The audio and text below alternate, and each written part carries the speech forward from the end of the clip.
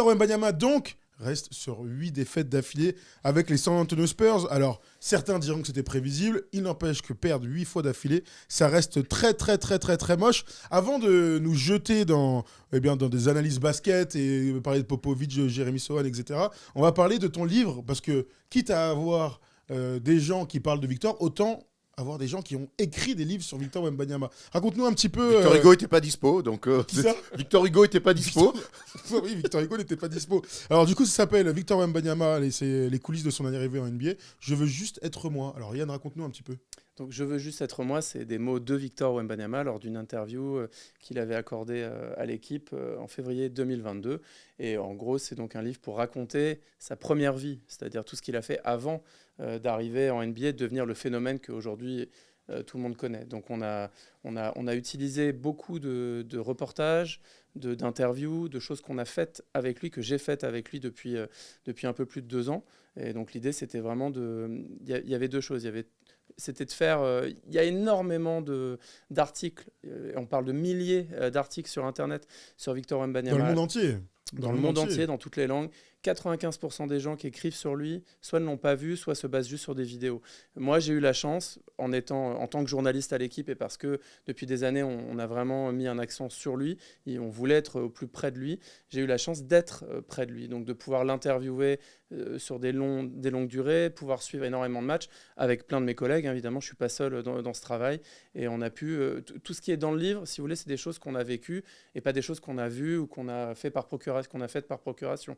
Donc c'est parler avec ses coachs, parler avec ses agents, passer du temps avec ses parents, même si eux ont toujours voulu rester plus discrets et donc ne s'expriment pas trop. Il y a un peu sa maman qui parle dans le livre. Mais voilà, on a pu être au plus près de lui dans son entraînement, sa philosophie, comment il voit les choses. Et on l'a accompagné à la draft. J'ai eu la chance d'être à la draft avec lui, avec un photographe de l'équipe. Donc on l'a suivi au plus près pendant toutes ces pérégrinations. Et donc tu as suivi cette semaine, c'est quelques jours avant la draft où le public américain, pour le coup, a pu le voir. Moi, j'ai cette image en tête extraordinaire quand il va au Yankee Stadium lancer la balle, le pitcher, comme on dit en MLB. Ça s'appelle le ceremonial pitch. Ok. C'est un truc qui est réservé d'habitude, genre aux stars du rock ou aux présidents américains. Oui, c'est un peu l'entre-deux dans le basket. Ouais. Et comment après, on se souvient qu'il était dans la loge où il y avait Marine Johannes d'ailleurs. On se souvient de ce. Comment on a l'impression que c'était la première fois que les Américains le découvraient, mais on a eu l'impression que moi, j'avais jamais vu ça. C'était l'impression que tu parlais de star de rock. J'ai l'impression que c'est une star du rock arrivée là-bas. Une star de la pop. Mais c'est exactement ça, en fait. C'est juste un délire. Dans le stade, il faut se mettre dans le contexte new-yorkais. Tu arrives dans le stade des Yankees et en fait, tu as les fans, les gamins, qui avaient déjà des photos, qui venaient contre le filet qui est devant les gradins et qui étaient là, viens signer, qui appelaient, qui disaient « Go Spurs, go ». À New York, on ne dit pas « Go Spurs, go » en fait. Tu vois, donc il y a vraiment un truc où le gamin a été adopté avant même d'arriver. On rappelle que voilà, c'était juste la draft. Et au pied de l'avion, parce que j'ai eu la chance de prendre le même avion que lui, qui l'a emmené à New York, dans l'aéroport déjà, avant même d'arriver à la sortie et au bagage, tu avais les gars qui étaient un peu en loose day, qui regardaient, qui sortaient leur portable, qui faisaient des taufs comme ça, tu vois, qui s'enfuyaient. Et à la sortie du terminal, tu avais une centaine de gars qui l'ont sauté dessus. Et donc c'était, pour être tout à fait honnête, il y avait la moitié, c'était des fans qui avait quand même réussi à savoir où il atterrissait, parce qu'il n'atterrissait pas à JFK, il atterrissait à Newark, et qui avait le numéro de vol, donc il s'était baladé sur Internet, qui avait l'info, et il y en avait une bonne moitié, c'était ceux qui venaient avec des produits pour les faire signer, et pour les revendre derrière. Ça a un nom, j'ai oublié le nom. Les escrocs. Ouais, voilà, des crooks, mais c'est un nom spécifique, ceux qui font ça avec les goodies de sport. Et donc effectivement, après j'ai pris un des vannes avec eux, et en fait on était suivis par des vannes, en fait, par des voitures, des gars qui suivaient les vannes jusqu'à son hôtel. Donc ils pouvaient pas sortir. Et l'une des anecdotes marrantes, c'était la veille de la draft où il y a 1h30 du matin, Victor dort dans sa chambre, veille de la draft, le mercredi soir, et en fait il est réveillé parce qu'il y a un gars qui a un t-shirt des Celtics. Je l'ai vu, le mec, parce qu'après je l'ai vu se faire expulser. Je ne l'ai pas vu à 1h30 du matin. On m'a raconté le lendemain et j'ai vu le truc, qui est venu taper à sa porte, qui avait trouvé le numéro de sa chambre, qui avait réussi à prendre une chambre dans l'hôtel qui n'était pas totalement privatisée et qui a trouvé. Donc Victor a dû changer de chambre au milieu de la nuit, la veille de la draft. Ok, pour se préparer, il y a mieux, quoi. Ouais, c'est pas très grave. Mais non, c'est toujours ça que ça soit la veille de sa première finale NBA, tu vois. Ah oui, non. Non, mais tant Ça, c'est qu'il clair. n'y a pas un Voilà, incident il y a- violent, exactement, etc., c'est exactement, ça bien qui sûr. peut faire peur. Alors, tu nous as dit que le livre, il y avait 2 parties, du coup. Ouais. Tu peux nous expliquer Oui, ça? alors d'ailleurs, c'était pas réellement prévu, c'est-à-dire que depuis 2 ans, on a accumulé des choses autour de Victor, les interviews de fond qu'on a pu faire avec lui, les reportages, et puis on a vu j'avais ce projet de faire ce qu'on appelle un explore à l'équipe, c'est un format différent ou un peu plus interactif avec des petites vidéos, des trucs, et que pendant toute l'année avant la draft, on a développé, on avait des idées de reportage, et on a accumulé des choses en se disant, si jamais il y a assez de choses, peut-être que ça vaudra le coup de tout réunir. Et par exemple, la draft, on pensait que ce serait un chapitre ou 2 chapitres, et finalement, c'était tellement riche, en fait, c'était tellement incroyable d'aller au stade des Yankees, dans le métro avec lui. Donc moi, j'étais avec un photographe, Sébastien Bouet, qu'on s'est dit, c'est pas possible, on avait trop de matériel qu'on n'a même pas pu utiliser dans l'équipe, et que finalement, même les ricains n'avaient pas. Il y avait le New York Times, ESPN, tout le monde était là, mais je pense que personne n'a pu suivre d'aussi près. Voilà, parce qu'on a eu de la chance et puis on avait un assez bon rapport avec ses agents, avec lui, avec ses proches pour qu'on nous laisse, qu'on accepte notre présence. Donc c'est quelque chose pour lequel on les remercie dans le livre d'ailleurs, parce que c'est pas donné en fait. Et donc on s'est dit en fait on va prendre tout ce matos-là qu'on a et on va en faire vraiment carrément une partie du livre, c'est-à-dire la folie, ce qu'on a vu à San Antonio quand il arrive. Vous avez vu quand il arrive, quand son avion atterrit, il a ce qu'on appelle un water salute. Donc l'avion est arrosé par les pompiers, etc. Et en fait, c'est un truc, ça c'est pareil, c'est quand il y a un président Bah oui, étranger c'est qui ça, vient. voilà, En fait. c'est ça. Normalement, Donc, c'est pour les chefs d'État, quoi. Voilà, On a aimé exactement. aussi quand son frère Oscar est descendu en Ça, premier. c'est magnifique. Ils ont cru que c'était lui. Ils ont cru que c'était lui. Fantastique. Exceptionnel Parce qu'ils ne moment. l'avaient jamais vu, donc ils n'arrivaient oui. pas à appréhender sa vraie taille, en fait. Et comme Oscar, en plus, c'est un coquin, il a compris. Il a mis le maillot. Et non, mais il a joué le jeu de ouf, il a levé la main et tout. Régale, Oscar. Et donc c'était très drôle. Bon, en donc, tout cas, si vous voulez retrouver toutes les meilleures anecdotes sur les années écoulées par Victor en France avant de partir aux États-Unis, découvrir la draft, etc. Ça se passe dans ce livre qu'on retrouve partout, donc à acheter maintenant pour soi-même ou des beaux cadeaux de Noël, ça, hein, puisqu'on arrive très rapidement dans la meilleure période de l'année. Donc, si vous avez des gens qui veulent en savoir plus sur Victor Wembanyama, ça se passe dans le livre de Yann. Ça te va, Yann? Ça me va très bien. Très bien. Maintenant qu'on a fait tout l'avant, on va parler du présent, puisque Victor, il a commencé sa carrière NBA. On a déjà eu le temps d'en discuter, mais ça fait plus de 2 semaines qu'on n'en a pas discuté. Et pendant ce temps-là, les Spurs ont enchaîné les défaites. Bilan donc de 3 victoires et 10 défaites. Ils sont derniers de la conférence Ouest. Honnêtement, c'était attendu. C'est juste que comme ils ont gagné 3 de leurs 5 premiers matchs, Erwan, certains ont pensé à un moment donné que ça pouvait durer comme ça. Ouais, on parle souvent de la culture de l'instant. Bon, là, on sait que c'était un petit peu le cas. Puis après, mais c'est normal, honnêtement. Il y a trop d'enthousiasme autour de Victor. Son début de saison NBA, ça fait 4 ans qu'on en parle. Donc forcément, les débuts étaient très attendus. Et forcément, quand il y a des victoires, on se met un petit peu à rêver. Après, honnêtement, nous, on le disait depuis le début, que pour moi, cette équipe-là, il n'y avait aucune raison qu'elle aille en play-off cette année. On dit même qu'elle fera mieux que la saison dernière. Et en fait, au plus le temps passe, et comme le process est complètement différent, je me dis que c'est même pas dit qu'il fasse mieux que la saison dernière, au vu de ce qui est en train de se passer. Donc voilà, c'est 8 défaites d'affilée, c'est vilain.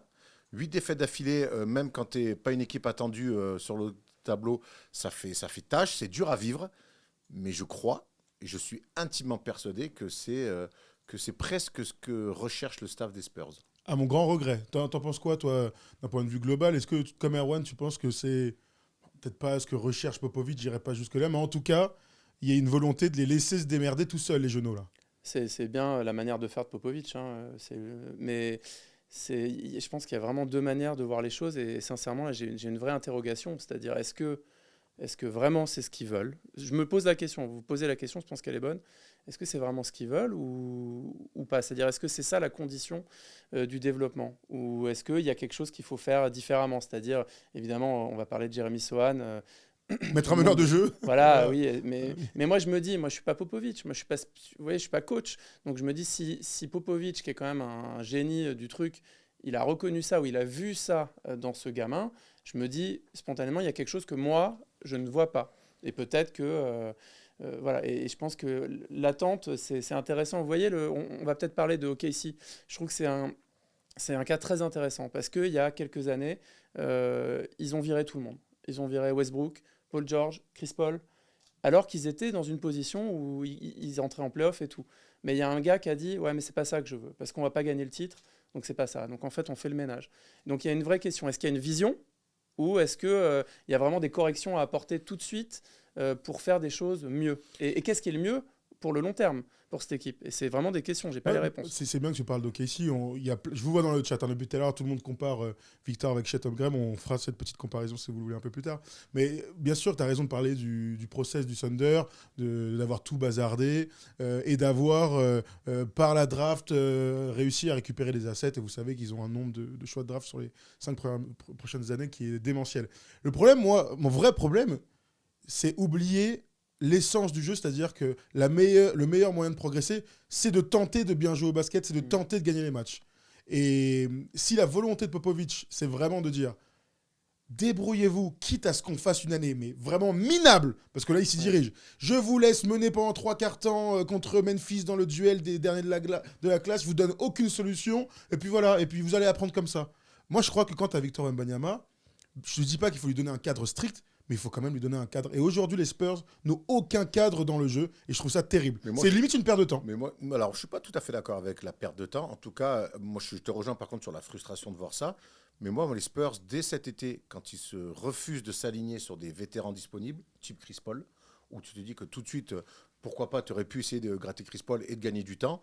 Moi, quand je vois que cet été, en fait, il n'attire aucun vétéran et que dans cette équipe, il n'y a que des branleurs. Bon, on le sait, on a vu Houston depuis 2 ans jouer qu'avec des jeunes, avec en plus un coach dramatique, le fils Stephen Silas.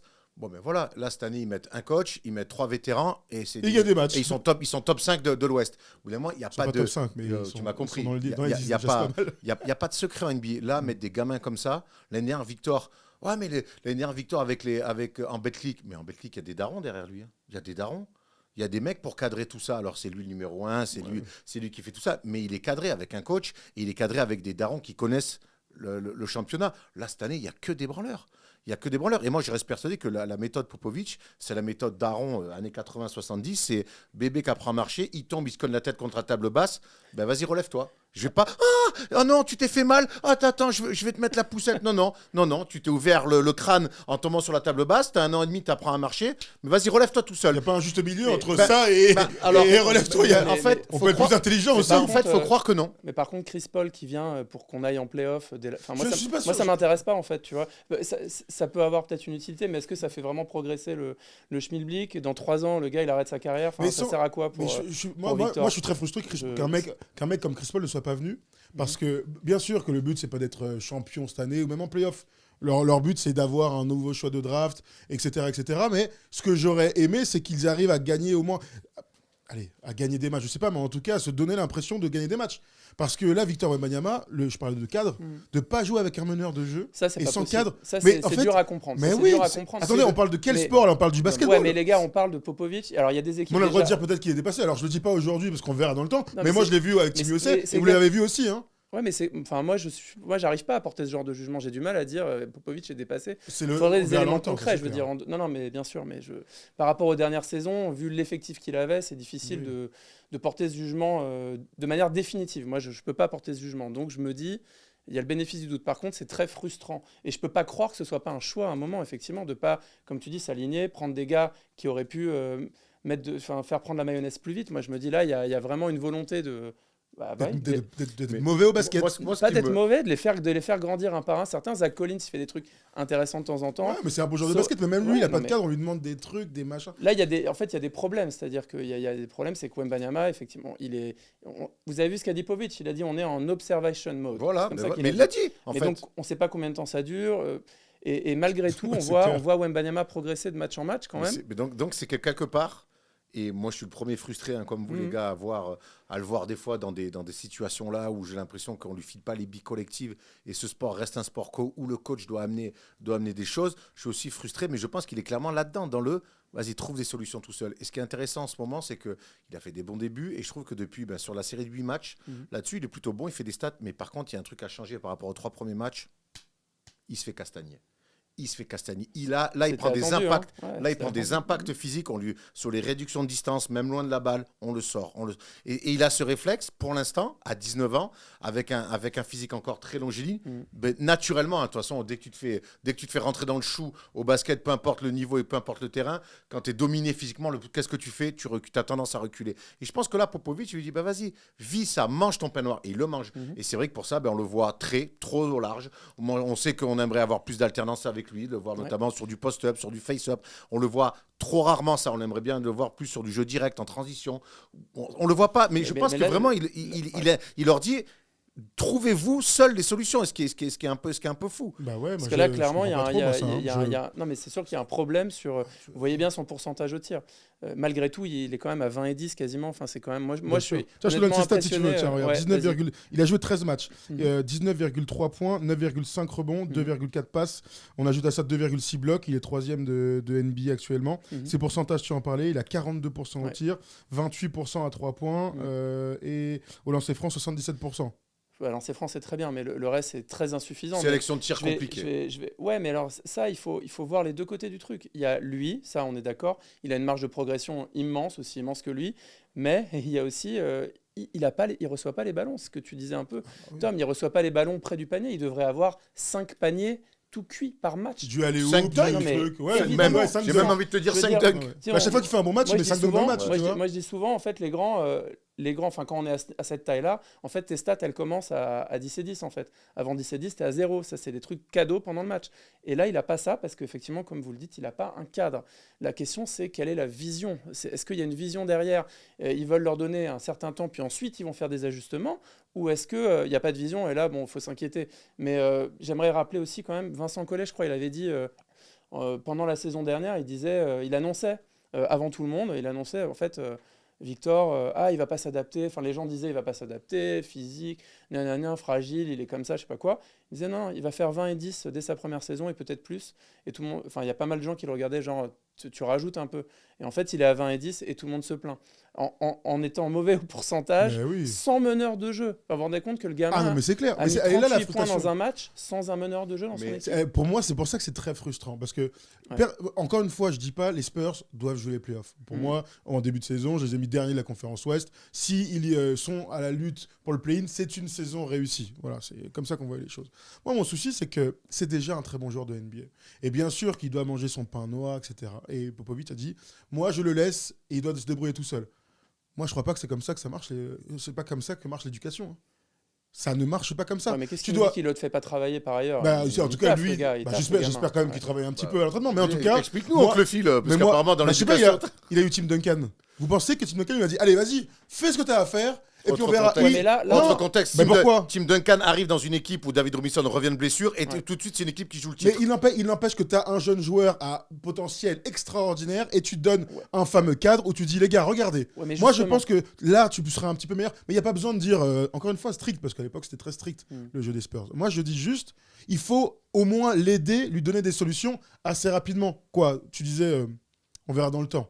10, 15, 20 matchs. Quoi, on va attendre qu'il fasse 2 ans comme ça pour que ce soit... Mais il fera pas 2 ans comme ça. Qu'est-ce qu'on en sait? Alors, moi en fait, j'en sais rien. Ce qu'on peut reprocher aux Spurs, quand tu dis est-ce qu'il y a une vision, évidemment qu'il y a une vision. Et cette vision, c'est celle de Victor Wembanyama et de comment construire autour de lui et de comment l'entourer. Le problème, ce qu'on peut reprocher un peu aux Spurs, c'est qu'à cette vision de Victor Wembanyama, ce projet Victor Wembanyama, il y a trop d'autres projets autour. C'est ça qui me gêne. Moi, le projet Jérémy Sohan, avoir le projet Victor et en même temps essayer de faire un projet Jérémy Sohan meneur, ça fait beaucoup. Tu as en plus le projet Keldon Johnson aussi, qui est un bon joueur, mais est-ce que Keldon Johnson peut être un deuxième, un troisième? Est-ce qu'il va l'accepter? Il y a Devin Vassell, très bien, qui en a filé un gros contrat. Ça reste un projet, c'est un jeune joueur. Et puis, tu as tous les seconds couteaux, les mecs qui veulent gagner plus ou moins leur place, les Brannan, les Si, les Champagny qui sortent.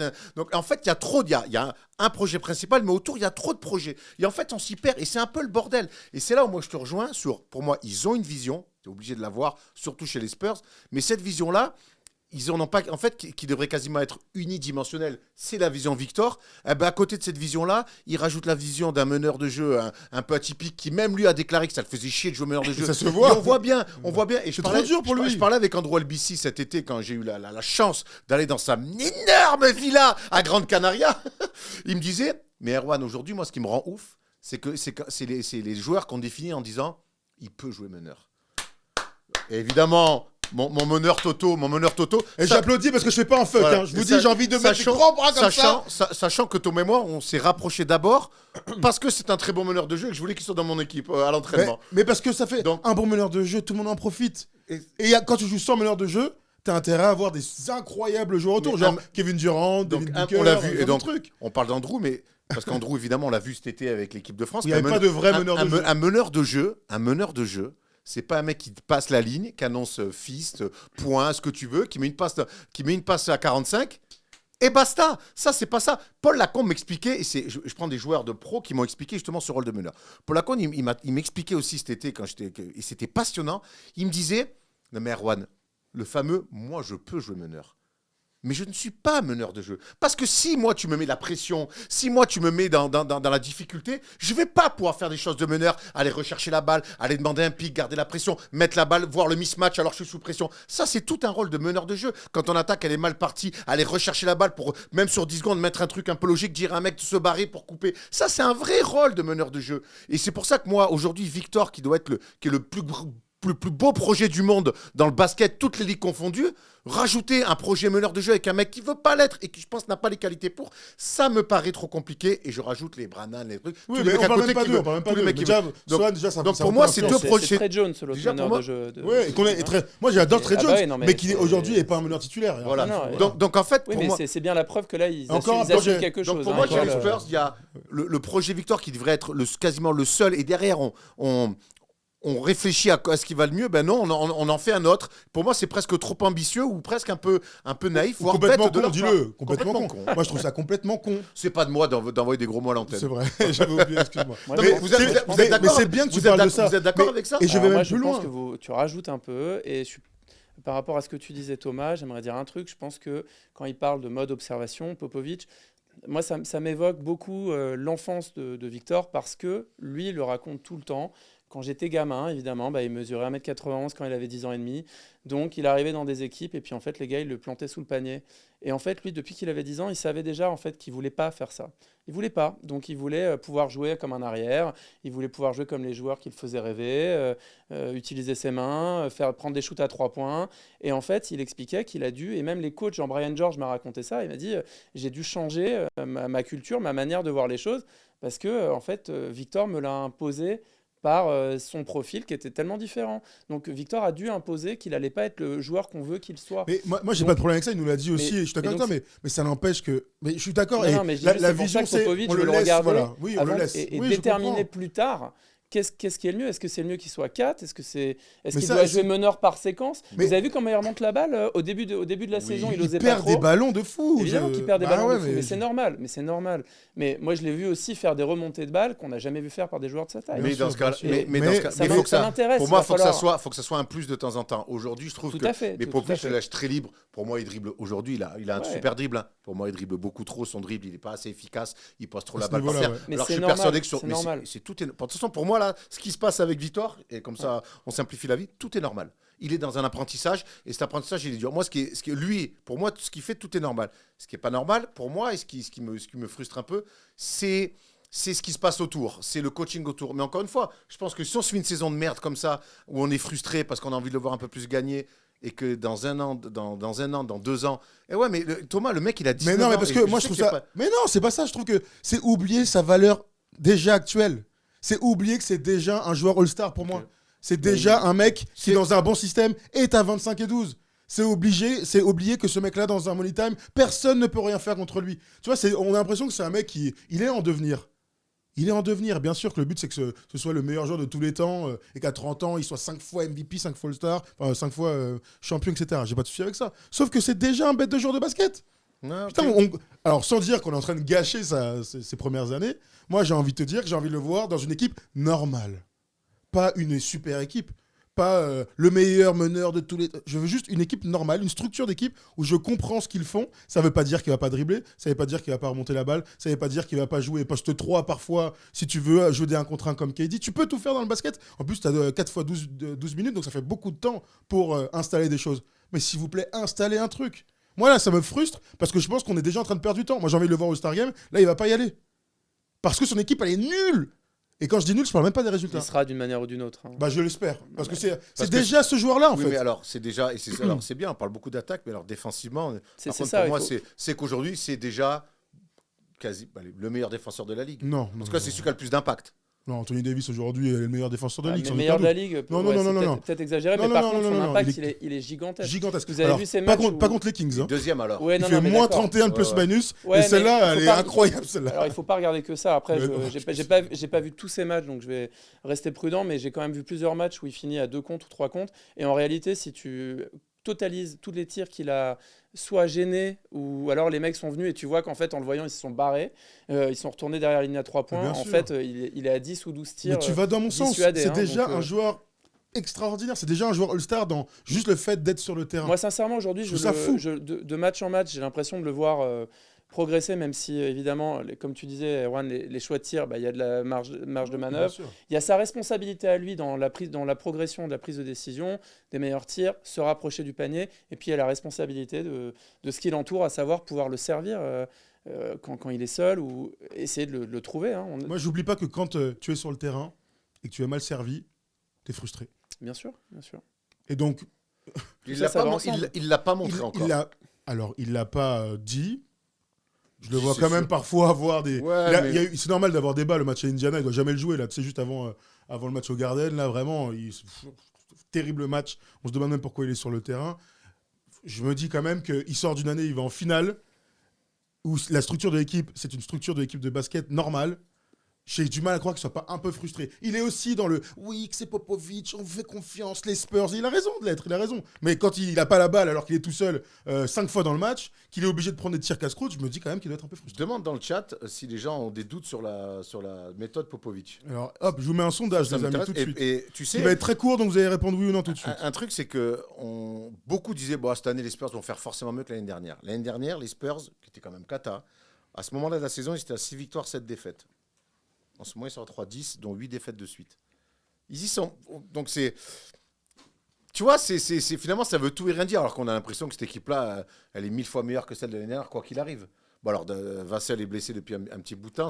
Ils n'avaient pas Trey Jones pendant quelques matchs dans la série. C'est ton gars, Trey Jones, vraiment, non, à ce point-là. C'est pas du tout mon gars. Parce que moi, il me fatigue. Hein. Non, mais c'est pas mon gars, c'est juste que c'est le seul meneur dans l'équipe, en fait, tu vois. Donc c'était le meilleur passeur de l'équipe. Et est-ce que lui, quelque part aussi, ne pas le foutre dans le 5, même si c'est pas un titulaire, et foutre Jérémy Swan à sa place, est-ce que lui, il doit pas se dire « Ah, les bâtards, quand même, merde !» Alors, je sais pas, je le connais pas, mais après, mais par contre, c'est sûr que c'est la preuve qu'il y a vraiment un choix du management, en fait, par rapport à ce qu'on appelle leur projet, sans savoir. Tu sais, il y a plein de gens qui disent pas de projet sur Popovic. Et moi non plus, j'ai pas de doute. C'est facile de dire ça. En fait. Oui, pas de doute ou pas de projet. Je veux dire, pardon. Il y a plein de gens qui disent pas de doute sur Popovic. Moi, je crois aussi que. C'est facile dans les deux sens. Ouais, c'est vrai. Mais vieillir, c'est aussi parfois ne plus être à la page. Ouais, mais j'ai pas la réponse, honnêtement. Mais moi non plus, j'ai pas. Mais personne ne l'a. C'est pour ça que je pose la question. Là, aujourd'hui, je suis incapable de dire si Popovic est dépassé. Cet été, virtuellement, ils auraient pu signer n'importe qui, en fait. Donc, sincèrement, tu t'imagines le nombre de joueurs dispo, tu leur dis, tu viens là, tu vas prendre la lumière, il y aura Wembanyama à côté, tu vas être celui qui. C'est pas trop l'américaine, ça, malheureusement. Non, évidemment, mais. J'ai une question aussi pour vous, pour montrer qu'on est à l'année 1 de ce projet-là, qui, quand il arrivera à la fin, parce que je suis persuadé qu'un jour, il arrivera au point final, qui est une finale NBA. Combien de mecs autour aujourd'hui de Victor seront là dans 3 ans, 2 ans? Alors, tu veux dire ce que j'espère ou ce que je pense? Parce que moi, j'espère qu'il n'y en aura que 2. Ouais, moi, je pense que les Spurs. David Vassell. Et le deuxième au hasard. Non, mais je pense que les Spurs, ils font ça aussi pour déterminer quel doit être le noyau de l'équipe qu'ils veulent faire monter après. Et il y en aura pas. Et je peux te dire que ceux qui sont là, il y en aura pas beaucoup. Hein, je te le dis direct. Ils feront des moves après. Ils vont faire des trades, etc. Enfin, c'est pas. C'est pour ça que c'est très dur à lire. Vous voyez bien que ce qu'on voit c'est pas la réalité en fait. Même les matchs quand ils ont gagné 2 fois de suite chez les Suns, c'est pas la réalité. C'est un truc momentané. Ce que tu disais tout à l'heure, donc tout est imprévisible. D'ailleurs, tout est imprévisible avec Victor depuis qu'on le suit. Enfin, qui imaginait qu'ils allaient aller en finale l'année dernière? Moi, les prédictions en début, les observateurs éclairés, ils disaient ils vont pas faire les playoffs. À partir de quand possible. Alors, ça, c'est une bonne question. Avant la saison, bien sûr. Avant, parce que dès le mois de novembre. Non, mais ça, bien sûr, une fois prévu. Alors après, il faut mettre en bascule. On voit la montée en puissance d'une équipe qui joue pas la Coupe d'Europe avec Victor qui devient de plus en plus incroyable. Et l'Asvel qui est struggle. Et je sais qu'on commence à se dire, nous, on avait la chance d'être dans les couloirs de avant Cerdan. la saison. Avant la saison, personne l'avait dit. Ah non, regardez l'effectif, ils vont pas aller en playoff, Victor. Et même personne. Tout a prouvé, mais normal. Non, mais donc ce que je veux vous dire, c'est que personne de l'équipe. C'est que là, il faut aussi se méfier des trucs définitifs parce que ça se trouve, ils vont peut-être faire un move avant février. Ça se trouve, ils vont faire une bonne série, je leur souhaite. Parce que c'est pas beau ce qu'on voit, vous avez raison, c'est pas très beau. Il y a des choses intéressantes, mais quand ils mènent de 20 points 4 fois et qu'à chaque fois ils se font rattraper, là, il y a. Terrible. Thomas, quand tu es en cas des France, quand tu es en espoir, et je sais que ça nous frustre, mais quand tu mènes de 15-20 points et que tu perds des matchs, et que tu es frustré, que tu fais et que ça t'arrive une fois, 2 fois, est-ce que c'est pas comme ça que tu apprends aussi le métier ? Non, moi je suis pas d'accord avec ça. Ça dépend qui t'es. Non, moi vraiment, il faut combien de fois pour dire que t'as appris du coup ? S'ils le font toute la saison, ils n'arrêtent pas de le faire. Moi, c'est pas comme s'il y avait eu. Ils ont appris, puis ils ont rebondi, ils ont gagné le match. Gros, c'est 8 victoires en 15 jours. 8 défaites en 15 jours. Non, mais elle est rincée, l'équipe. Oui, non, mais elle est rincée, l'équipe, d'accord. Comment l'apprentissage ? Et pourquoi il apprendrait pas en gagnant ? Non, mais ça. Bah oui, mais alors. Mais il est pas dans l'endroit où il va gagner tout de suite. Ah, ben, c'est bien ce que je Thomas, il a gagné et perdre retour. Et Thomas, tu es bien placé pour le savoir parce que tu as connu les rouages des Minimes France, KD France, Espoir et tout. Tu n'apprends pas. Et c'est pareil pour moi en NBA. On peut dire moi, tu l'apprends facile. Tu n'apprends pas un mois. J'ai entendu dire les trucs sur OKC qui étaient. D'ailleurs, l'année d'après, ils avaient réussi un truc sur OKC il y a 2 ans. Oui, je me souviens. Quand ils prenaient 70 points d'écart, là. Eh ben, c'est pas exactement ce qu'on est en train de vivre là. C'est-à-dire, ok, on vous laisse faire n'importe quoi. Voilà. Il faut les défoncer pareil, mais c'est pas ce que tu dis là. Mais les Spurs, ils étaient derniers l'an passé en fait de leur conférence. Ils auraient pas eu Victor sans ça. L'équipe allait pas devenir une top type de l'Ouest dans l'intervalle. Mais moi, attends, entre être dernier et être 14e en gagnant 5 ou 10 matchs de plus, c'est pas la même chose. Mais moi, je dis pas que t'as tort. Je dis juste que, en tout cas, ce que je vois, c'est la décision de Popovic et de son staff, c'est de faire comme ça. Et on a le droit de dire que c'est de la merde quand même. Mais t'as le droit de dire que c'est de la merde. Je sais pas, en fait, ce qui compte sur un projet comme ça, c'est la fin. Moi, s'ils arrivent finalement, dans 5 ans, 6 ans, qu'ils sont déjà en finale NBA et qu'ils en prennent 3 d'affilée, ton truc, la première année, c'est de la merde et tu passeras pour un con. Mais oui, mais ça, là, t'es en train d'écrire l'histoire, elle est même pas écrite. Écrire l'histoire. Et puis, si dans 5 ans, ils ont toujours pas fait les playoffs, tu sais, ça a aucun sens de dire ça. Moi, juste qu'il se passe, j'ai aucun problème pour leur laisser toute la saison. Ils veulent gagner moins de 10 matchs cette saison. Allez-y, les gars, bravo. Victor, il va dire, on a gagné 10 matchs, j'ai bien appris là. Je vais arriver au JO là. Il est tellement fort, il est tellement hors norme. Il a gagné toute sa life, le mec. Il a gagné, il se retrouve avec des pampolles. Mais il doit être fou. Il doit être fou. Mais ils n'ont pas construit une équipe pour qu'ils gagnent des matchs cette année, je te le dis. Eh ben exactement. Mais on peut le redire, on peut le dire ça quand même. Et s'ils gagnent 25 matchs cette année, quand je te le dis, 25. Mais frérot. Les nains, ils en ont pris 22. S'ils en gagnent 22 cette année. Ils ont fait exprès de perdre en plus, les nains. Bon, bref. Écoutez, bon. C'est passionnant, Victor. C'est passionnant, Victor Wembanyama, en espérant qu'il gagne un match, quoi. Il joue contre les Clippers ce soir. 2 fois d'affilée. 2 fois. Et donc ce soir à 2h du mat. Je vous demande pas le prono parce qu'on le connaît. James Harden va marquer un tir à la fin après avoir été mené de 20 points. Et après, je vais prendre des messages. On va me dire tiens, ferme ta bouche, arrête. Je veux plus jamais t'entendre. T'es qu'un hater de James Harden. J'ai reçu des messages comme ça après son panier. C'est fou. Comme un panier peut changer les 5 dernières années. L'histoire d'une vie. Ça changera pas le Shaquille Full qui était assez drôle. Oui, tout à fait. Tu sais, l'amour des rangs aveugles. La haine aussi. Bon, écoutez, de toute façon, on aura le temps de rediscuter de tout ça. Je vois des comparaisons avec Chet Holmgren que j'ai même pas envie de lire parce que. Après le contexte. Il y a un mec qui est comme ça. Le contexte. Mais bon, attends, j'en fais une dernière. Mais admettons que Victor soit tombé à OKC là cette année. Mais c'est pas possible. Non, mais tu sais, dans le basket, tout est possible. Et à partir du moment où les Lakers ont eu Magic Johnson, ils ont tout est possible. Tout est possible. Je parle vraiment d'un point de vue purement. L'autre, il est numéro 2 de draft. Bon, bref, on s'en fiche. Ah oui, un an avant, quand ils sont à 20 victoires, ils sont à 40 l'année dernière. Ça reste à peu près la même équipe. M'embête pas là-dessus. Attends, je te dis qu'il y a un Kemé qui déboule dans une équipe qui a le même truc. On est dans un monde parallèle. Un monde parallèle. Vous pensez que Victor, il peut pas être au moins comme Chet Holmgren ? Mais en fait, déjà, au niveau défensif, Victor, il est mieux que Chet Holmgren. Mais attends, l'autre, il est super fort. Attends. Mais je dis pas qu'il est pas fort, il est incroyable. Il est très très bon. Oui, mais au niveau de l'impact défensif de Victor est supérieur à celui de Chet aucun Holmgren. doute. Moi, je pense que c'est un meilleur joueur. Et l'environnement de Chet Holmgren est tellement incroyable que tu mets Victor dans ce bordel, ce serait une machine de guerre. D'accord. Mais d'accord. Oui, mais sauf qu'on peut pas être dans cette configuration. Bon, tu as raison. Ils ont gagné 40 matchs l'année dernière. N'en parlons pas plus. Moi, je crois quand même que quand on compare. Ils ont failli aller en play-off. Avec un an d'écart. Ils ne pouvaient pas jouer la loterie. On peut quand même en parler. Mais oui, tu as raison. Mais... Tu as raison. De toute façon, c'est sûr que s'il était allé avec Denver, oui, c'est sûr qu'il aurait pu être très bon. Hein. Moi, je parle de structure tout le temps, mais tu as envie de, Ah non, mais de c'est- niquer mon truc. mais Très non, bien, Yann. oui, il y a Merci une d'être venu. Il y a une meilleure structure à OKC, on est d'accord. Ça, c'est clair, c'est une meilleure équipe de basket. Aujourd'hui. Bon, OKC, il y a 2 ans, ils C'est- prenaient pilule sur pilule. Bah oui, ils, ont ça va pris la vite, hein. Ah ouais ils ont pris la plus grande branlée de l'histoire L'histoire. de la NBA. Donc oui, Bah ouais, les mais choses je vous peuvent aller rappelle que vite. c'était Et un pourtant, choix. et à l'époque, ça ne fait pas kiffer. Et moi, Et- je les avais terminés parce que, évidemment, tu es une franchise NBA, tu Mm. dois te gagner. Donc non, mais ce que font les Spurs, c'est pas kiffant du tout. Ah ouais, non, Non, alors après, on verra bien ce que ça donne, mais vous savez qui a fait ça à OKC, c'est Sam ça Presti. me précise, bien sûr. Et Sam Presti, celui qui a découvert Tony Parker, qui a dit à Tout à Popovich, fait, c'est vrai. revois-le une deuxième fois quand même, parce que là, il s'est chié, mais à Chicago, là, au Combine, je crois, mais Ouais. revois-le. Tu vois. Il a bien fait. Il était stagiaire là-bas, enfin, c'est lui qui a, Ouais. qui a viré des méga stars pour avoir des tours de draft et faire ce qu'il a fait aujourd'hui. En On fait. verra si On verra. s'ils vont au bout, parce que c'est toujours le but hein, pour ces franchises d'aller au bout du projet. Ok, pour Victor Wembanyama et pour les Spurs, on en reparlera Ça peut-être dit quoi avec le sondage moins de alors passion. Ah oui, le sondage. Bah, tout à l'heure, j'ai regardé, on était à 77%. Donc, attends. Voilà les résultats. Est-ce que vous comprenez quelque chose à cette histoire des Spurs? Voilà, 77%. Non, ils sont pas du tout en adéquation avec ce qui se passe. Bien sûr, mais En même temps, ils regardent les mêmes matchs que nous. Hein. bah, on peut pas être en adéquation avec ce qui se passe. Ah, C'est bah, ça, c'est c'est clair. compliqué. Un peu de On aime vision. trop le basket, On c'est parle- pour dire ça. compliqué. On parle de Mais- vision. on aime de- trop les le choses basket. Mais prennent du temps. méfions-nous de ce qu'on Mais- croit voir. Tout à fait, Voilà. c'est vrai. On n'est pas dans le front office avec les Spurs. On n'est pas dans le front office, on n'empêche pas de penser qu'ils font de la merde. Alors, on s'arrête là-dessus.